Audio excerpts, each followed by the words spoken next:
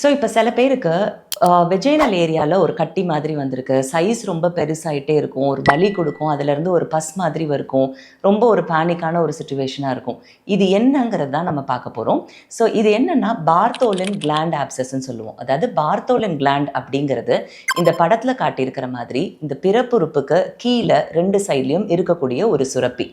அதிலிருந்து வரக்கூடிய செக்ரீஷன்ஸ்ன்னு சொல்லுவோம். அது எல்லாமே நார்மலாக எல்லாருக்குமே இருக்கும். பட் ஏதாவது ஒரு இன்ஃபெக்ஷனாலேயோ இல்லை ஒரு டர்ட் அந்த மாதிரியான விஷயங்கள்னாலேயோ அந்த வெளியில் வரக்கூடிய கிளாண்டோட டக்ட் பிளாக் ஆகும்போது அந்த செக்ரீஷன்ஸ் எல்லாமே உள்ளே சேர்ந்து அது ஒரு சிஸ்ட் மாதிரி, அதாவது ஒரு கட்டி மாதிரி உருவாகும்.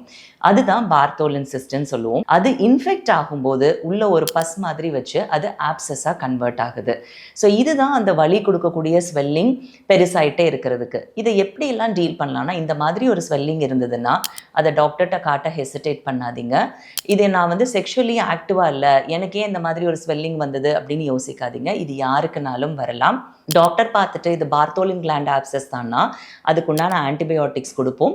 கொஞ்சம் வார்ம் கம்ப்ரெசஸ் மாதிரி உட்கார சொல்லுவோம். ஸோ தட் அந்த சூட்டில் அந்த கட்டி இளகி அதில் இருக்கக்கூடிய பஸ் வெளியில் வர்றதுக்காக.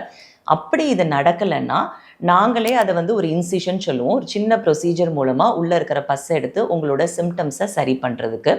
இது திருப்பி திருப்பி வரக்கூடிய ஒரு வாய்ப்புகள் இருக்குது, எனக்கு திருப்பி திருப்பி அது டிஸ்டர்பன்ஸாக இருக்குது அப்படின்னா அந்த கட்டியை அந்த கிளாண்டை முழுசாக அகற்ற மாதிரியான ஒரு சூழலும் ஏற்படலாம்.